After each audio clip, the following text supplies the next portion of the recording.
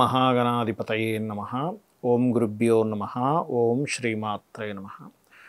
పరమేశ్వర స్వరూపమైనటువంటి జ్యోతిష, వాస్తు మరియు ఇతర అనేకమైనటువంటి శాస్త్రములను మనకు అందించినటువంటి మహర్షులకి నమస్కారం.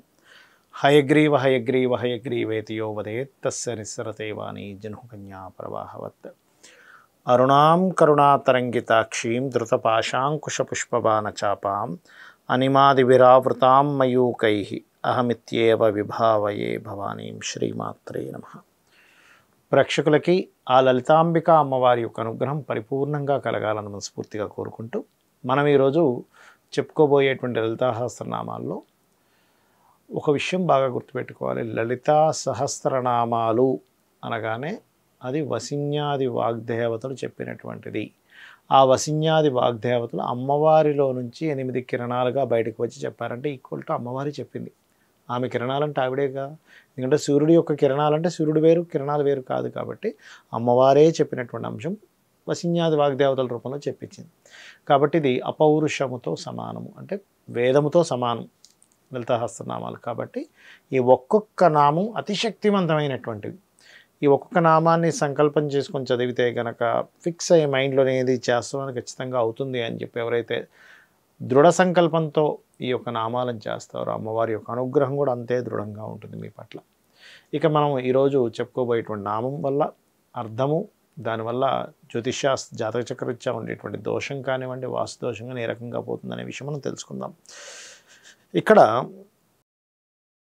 ఇవాళటి నామంగా తీసుకున్నట్లయితే అశ్వారుడ దిష్టితాస్వ కోటి కోటి బిరావృత, ఇది నామం. అశ్వారుడ దిష్టితాస్వ కోటి కోటి బిరావృతాయై నమః. దీనికి ముందు ఓము, లాస్ట్లో నమః కలుపుకొని ఈ రకంగా అనాలి. ఈ అశ్వారుడ అంటే ఏమిటి?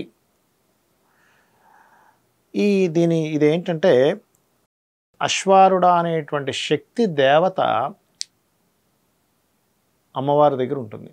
ఆ అశ్వారుడ అనేటువంటి ఆ దేవత ఏంటట, అశ్వములు ఉంటాయి ఆ అమ్మవారి దగ్గర. మొత్తం అశ్వాలు, గుర్రాలు ఉంటాయి.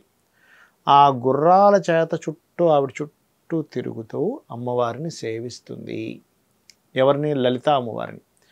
మరి ఈ నామం చేసుకోవడం ద్వారా కలిగే ఫలితం ఏమిటో చెప్తాను చూడండి. ఇక్కడ ఇంద్రియములు, గుర్రాలంటే దేనికి? ఇంద్రియాలకి గుర్రాలకి సంబంధం ఉంటుంది. ఎందుకంటే మన ఇంద్రియాలు మన కోరికలు కదండి. కోరికల్లా ఉంటాయి మన గుర్రాలన్నీ, గుర్రాల్లా ఉంటాయి మన కోరికలన్నీ కూడా. మన కోరికలు గుర్రాల్లాగా పరుగులు తీస్తూ ఉంటాయి.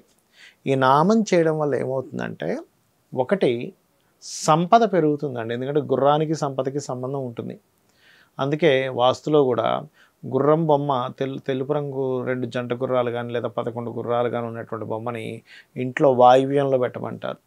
బ్యాంక్ బ్యాలెన్స్ పెరుగుతుంది, ఫైనాన్షియల్ గ్రోత్ పెరుగుతుందని. అలా ఈ మంత్రానుకున్న గొప్పతనం ఏమిటంటే, కొంతమంది చూడండి ఇంద్రియాల అదుపులో ఉండవు. వాళ్ళకి కోరికలు రకరకాలుగా ఉంటాయి. వాళ్ళు మంచి వాళ్ళే కానీ రకరకాల కోరికల వల్ల వాళ్ళు పతనం అయిపోతూ ఉంటారు. అంటే అలాగా కొంతమందికి డ్రింకింగ్ హ్యాబిట్ ఉంటుంది, లేదా స్మోకింగ్ చేయకుండా ఉండలేకపోతుంటారు, ఇంద్రియాల అదుపులో పెట్టలేకపోతున్నారు అంటూ ఉంటారు. ఇంకొంతమంది బద్ధకం, బాగా అలా బతికించి పనులన్నీ లేట్ అయిపోయి వాళ్ళు లైఫ్లో చాలా ఇబ్బందులకు వెళ్ళిపోతూ ఉంటారు. అలా కొన్ని బద్ధకం కావచ్చు, కొంతమంది వ్యసనాలు కావచ్చు, కొంతమంది రకరకాల ఇంద్రియాలు అదుపులో లేకపోవడం వల్ల పడుతున్న ఇబ్బంది.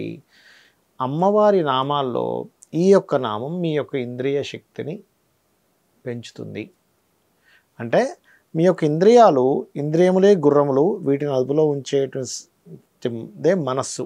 ఆ మనస్సు అశ్వం అనుకోండి కాసేపు. ఇది అదుపులో ఉంటుంది. ఎందుకు? ఆ అశ్వాలన్నిటినీ అదుపులో పెట్టుకుంటూ అమ్మవారి చుట్టూ తిరుగుతుంది కదా. అశ్వారుడు అనేటువంటి అమ్మవారు అనే శక్తి దేవత, ఆ శక్తి దేవతను మీరు పూజిస్తున్నారు. నేను ఓం అశ్వారూఢాయై నమః అని చేసుకున్నా సరిపోతుంది. అమ్మవారిలో ఉన్నటువంటి అశ్వ సంబంధించినటువంటి ఈ యొక్క నామం అన్నమాట ఇది. అయితే అమ్మవారి దగ్గర కొన్ని కోట్ల గుర్రాలతో తిరుగుతుంటుందట సేవించుకుంటూ. కాబట్టి ఈ నామం చేసుకోవడం ద్వారా ఈ ఫలితం వస్తుంది. ఒకటి మీ ఇంద్రియ నిగ్రహము, ఇంద్రియాలు అదుపుతో పెట్టుకోవడము. రెండవది ఫైనాన్షియల్ గ్రోత్ పెరగడం అనేటువంటిది జరుగుతుంది. మరి వాస్తుపరంగా ఉండేటువంటి దోషాల్లో వాయువ్యంలో ఏదైనా దోషమున్నా తొలగిపోవడం జరుగుతుంది, ఈశాన్యంలో దోషమున్నా తొలుగుతుంది. ఎందుకంటే ఈశాన్యం అనేటువంటిది మన ఆలోచన స్థానం.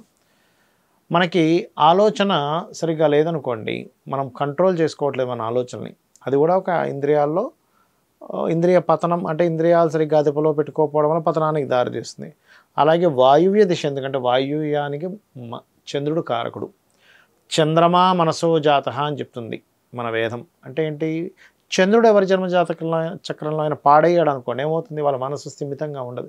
ఎప్పుడు ఏదో ఒక డిప్రెషన్గా ఉంటున్నానండి, మనసు చంచలంగా ఉంటుందండి, నాకు అంతా ఎలాగో ఉంటుందండి అంటారు. అది చాలా ప్రూవెన్ కాన్సెప్ట్. జ్యోతిష్శాస్త్రం పనిచేస్తుందా లేదా అనడానికి ఒక 10,000 జాతకాలు చంద్రుడు పాడైన జాతకాలు, ఇంకో 10,000 జాతకాలు చంద్రుడు బాగున్న జాతకాలు తీసుకుంటే వెరీ క్లియర్గా వాళ్ళు 99.999% అంటే 100% ఆఫ్ కేసెస్ అవునండి మేము చాలా దృఢంగా ఉంటామంటారు. ఇటు ఒక 10,000 ఇటు ఒక 10,000 జాతకాలు పెట్టాం. ఈ 10,000 జాతకాలు చంద్రుడు బాగున్నాడు అంటే శుభగ్రహాలతో కలిసిన్నాడు. ఈ 10,000 జాతకాలు చంద్రుడు బాలేడు అనుకోండి, మీకే అర్థమవుతుంది చంద్రుడు యొక్క ప్రభావం మనసు మీద ఎలా పడుతుంది. అది జన్మజాతకంలో పాపగ్రహాలతో ఉన్న జాతకాలన్నీ కూడా ఇబ్బంది పడుతుంటారు మానసికంగా. శుభగ్రహాలతో ఉన్న జాతకాలన్నీ కూడా చాలా స్ట్రెంగ్త్గా ఉంటారు. అంటే వాళ్ళు మానసిక స్థైర్యం ఎక్కువగా కలిగి ఉంటారు. ఈ ఒక్క చిన్న లాజిక్తో మనం జ్యోతిష్శాస్త్రం ఎలా పనిచేస్తుందో మనకు అర్థమైపోతుంది. కాబట్టి ఈ నామం చేసుకోండి, మీ యొక్క ఇంద్రియ నిగ్రహశక్తిని పెంచుకోండి, మీ యొక్క సంపదలు కూడా పెరుగుతాయి దీని ద్వారా. ఎందుకంటే సంపదలకి ఏనుగుల్ని, గుర్రాలని వీటిని చెప్పారు శాస్త్రాలు.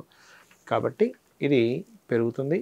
ఇంట్లో నార్త్ వెస్ట్ డైరెక్షన్ ఎక్కడో తెలుసుకొని అటువైపు కనుక తెల్ల గుర్రాలు, తెల్ల గుర్రాలు, నీటిలో పరిగెడుతున్నటువంటి తెల్ల గుర్రాలు బొమ్మలు 2 కానీ 3 కానీ 11 కానీ ఉన్నవి పెట్టుకున్నట్లయితే దాని ద్వారా కూడా మీకు, అంటే ఏమీ లేదు, మీ మైండ్ దాని మీద కాన్సన్ట్రేషన్ అవుతుంది. ఒక ఆబ్జెక్ట్ మనం అక్కడ పెట్టినప్పుడు అది ఆటోమేటిక్గా మీకు ఇస్తుంది. శ్రీమాత్రే నమః.